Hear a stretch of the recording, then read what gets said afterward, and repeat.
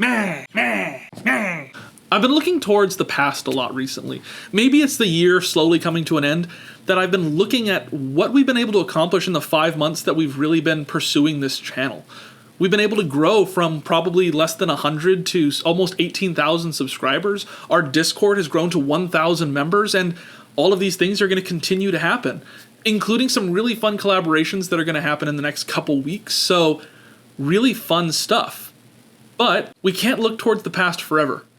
On Tuesday of this week, I dropped a video. It was future Paradox Pokemon as past Paradox Pokemon.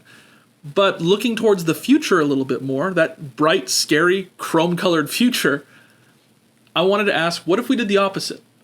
What if we turned past Paradox Pokemon into future Paradox Pokemon? And what would that look like? It felt kind of boring, if I can say that, because they're all just robots, and I didn't know what to do. But as I decided to kind of venture into this, and especially with a lot of you asking in the comments, I found that it was a ton of fun. I was really excited by this opportunity, and in that opportunity, I found myself excited for what the future holds. For what 2025 and however many years that we're able to continue happen. And I think it's going to be good. I think it's going to be fun. And I'm hoping that you'll be there too. I know I will. So without much further ado, let's go ahead and hop right into the video that I know you guys have been kind of looking forward to. And if you haven't already, check out my other video where we turned those future Paradox into past Paradox. These kind of go together, but I've been babbling enough. Let's go ahead and hop into it. Hello, I'm the Thesterninator, but my friends call me Stern. Welcome to the channel, and today we're going to be turning some past Paradox Pokemon into some weird chrome-colored robots. I hope you're excited. I know I am. So let's hop right on into it. I wanted to start off with Jigglypuff, aka Screamtail.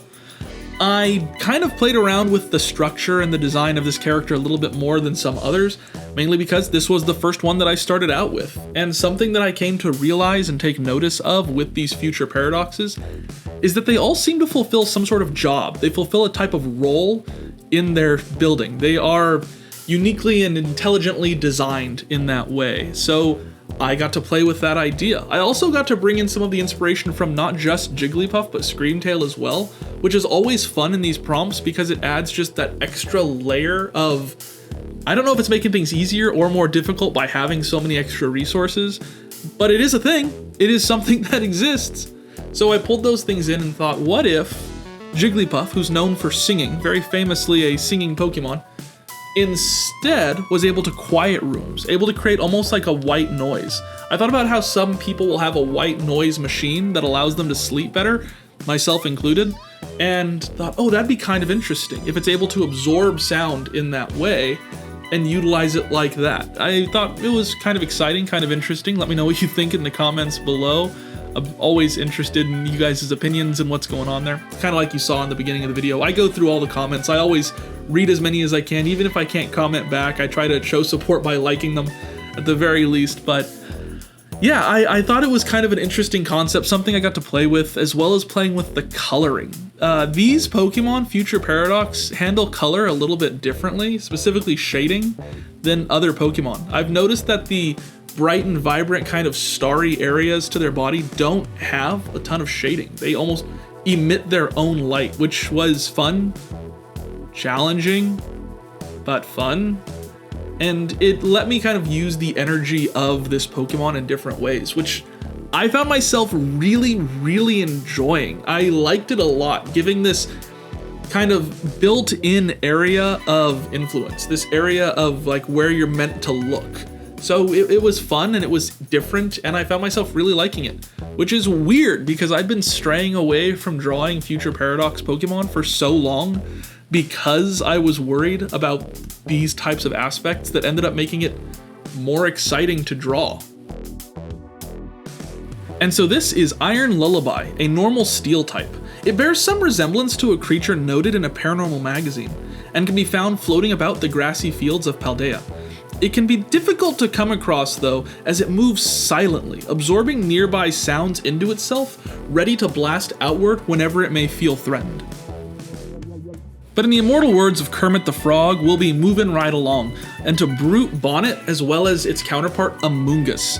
How do we turn this into a future Paradox Pokemon? Well, I thought about how plants utilize the sun much like solar panels and decided, well, that feels kind of on the nose, but it also very much works, creating a solar panel type fungus. They are weird type of creatures, fungus. They live in dark places and absorb moisture, so I thought, what if we kind of turned that whole idea on its head? What if as a future Paradox form, this Pokemon absorbed sunlight and was able to utilize that to illuminate dark places? Kind of adds to its ability there and its want. It wants to be in dark places, but still just to fulfill its job. It can be a fungus, and it can be a plant.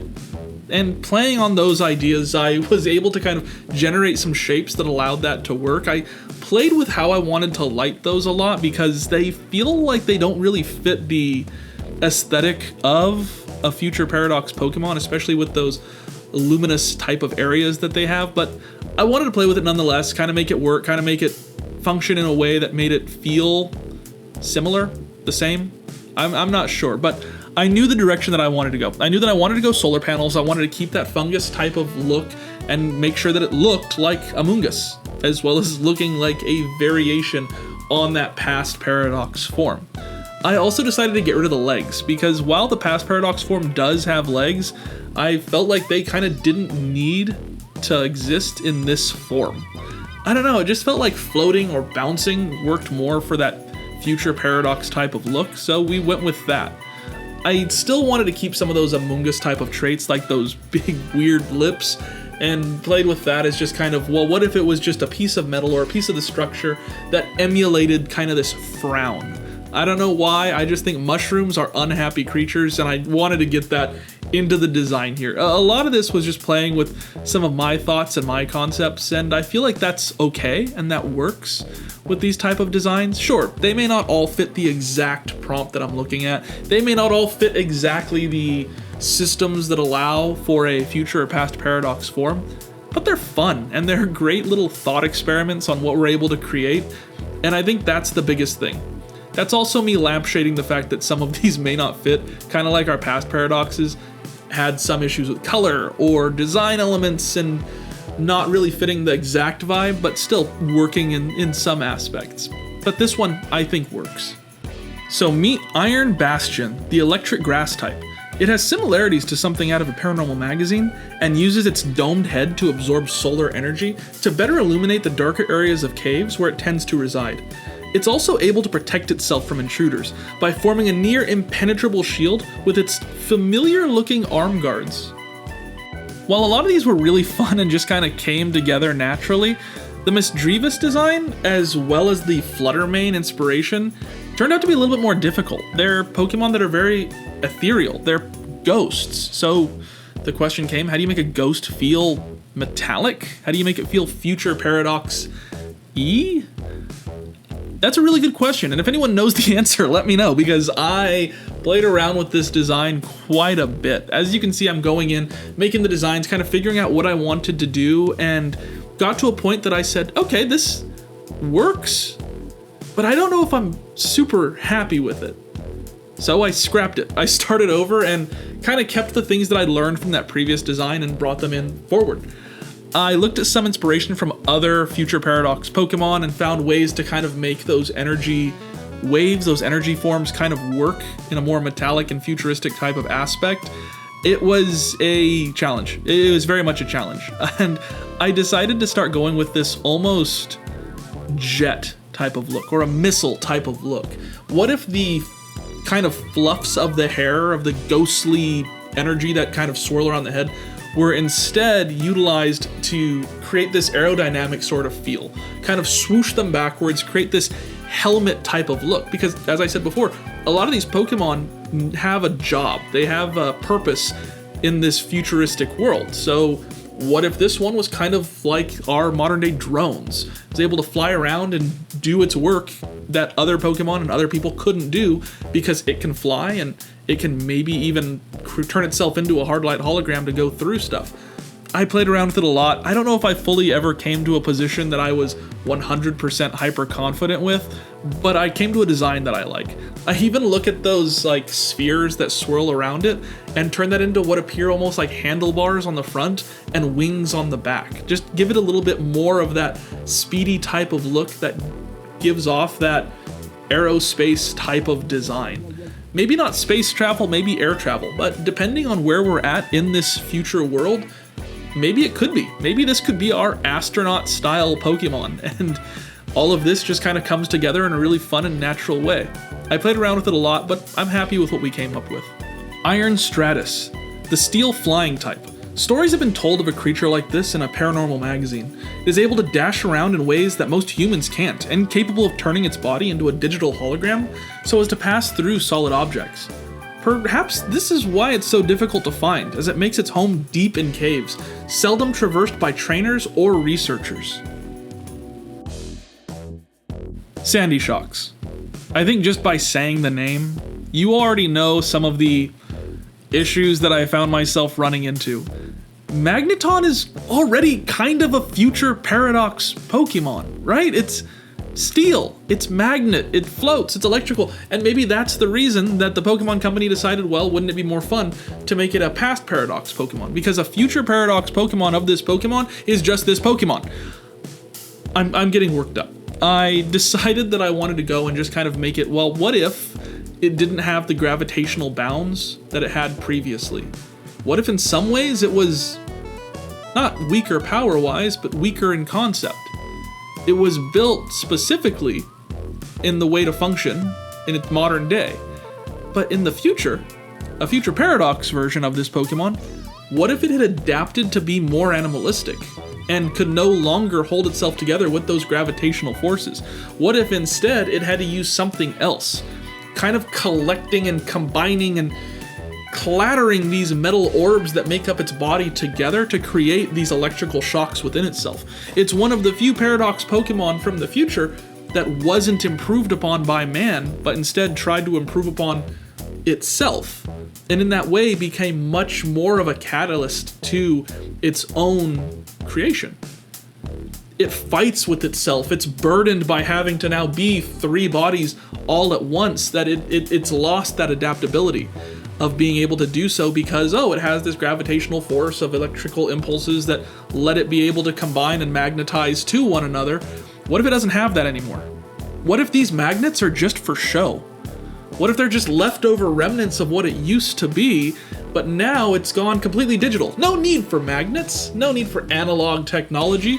It's all digital, and in adapting in that way, it's lost a lot of what made it Magneton. It's lost a lot of what made it Sandy Shocks. Sandy Shocks is a really fun past paradox Pokemon because it turns the whole idea on its head. But what if we didn't turn it on its head? What if we let it be what it kind of already was, but just take that into the furthest possible realm we could? A robot that can no longer function as a robot, but is still kind of trapped in that body. It was an interesting thought experiment, specifically given this specific Pokemon. And I don't know, I want to say I'm confident with it, but I also want to say, it's not my favorite of this bunch, and I can say that confidently. It was a real hassle, a real troublesome hit, and I'm hoping it works out. I'm hoping that it becomes something fun, but I don't know. I like the whole idea of it being in conflict with itself because of its supposed adaptation. Iron Redundancy, an electric dark Pokemon. There are paranormal magazines which mention a creature like this. It's constantly angry at being overcrowded by the other parts that make up itself, with each one vying for power.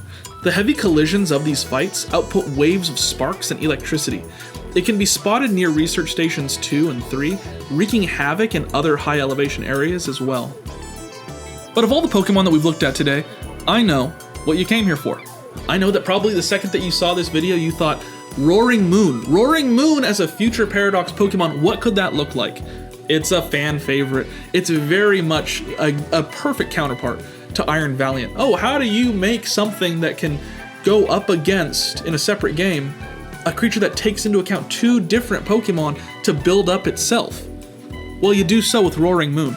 It is a powerhouse of a Pokemon with such a cool and crazy design that draws on the lore of Salamence as a whole, that it's just a fun concept. And I had so much that I was able to work with that I actually ended up doing 2 different versions of this Pokemon.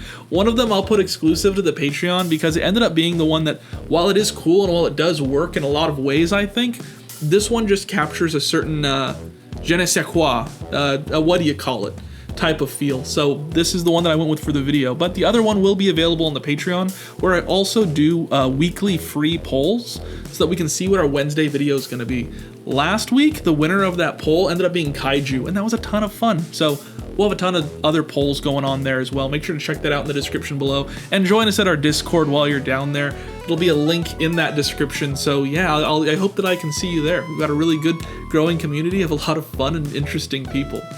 But for the moment, I wanted to take on this Salamence-inspired design, and I thought wings. Wings are a big part of its lore. So what if I took those away in some forms and gave it something else in different forms? I thought, what if instead of wings, this version actually adapted past wings, and instead was able to utilize these as these big, giant, like, axes, these weapons that it was able to drive into the ground and drive into its enemies and just be continue to be that powerhouse that we see, utilizing these giant claw-like mechanisms on its back, and instead utilizing a jetpack-like tail and these repulsor-style feet to still allow it to fly.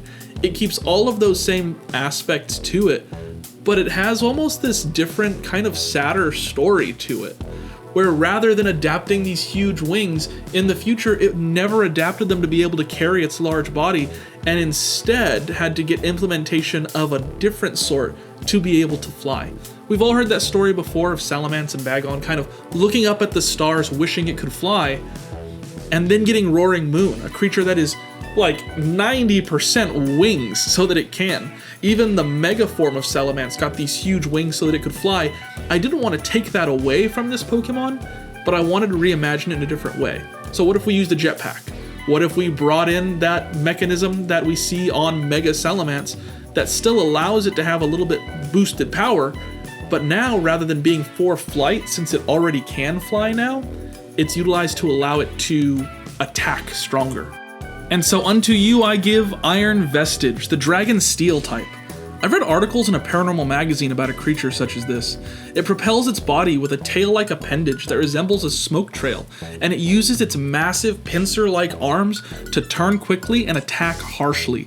It's said that it dwells in a hidden cave near a research station, but few have been brave enough to investigate any further for themselves. So your final question, who are you adding to your team? Are you seeking out all of these Pokemon and adding them to your ongoing roster of future Paradox is past Paradox and past Paradox is future Paradox? Or are you too scared and gonna leave them be as they are? I wouldn't blame you if you did. Let me know down in the comments what you think, and give me some dex entries for these guys, because I always love hearing the stories that you guys are able to come up with for all of these designs and creations. I look forward to seeing you in the Discord, which I have linked down below in the description. And again, we have those free polls on our Patreon.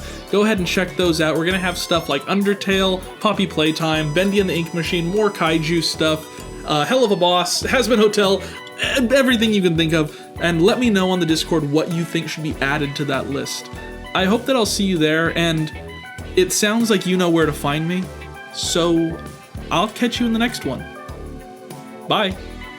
Hey, before we go, I want to give a shout out to all of the supporters that we have for the channel. Those are people across Ko-fi, across Patreon, across YouTube membership, across just handing me money on the street. So I want to thank all of you guys for all of the support that you've shown in the various aspects that you do. Specifically, I want to thank Teacup Cryptid for being a master trainer over on the Patreon. Thank you guys so much for the support. It truly means a lot. And with that said, I think we'll call it over and done for today. I'll see you guys next week for another 3 videos. Bye.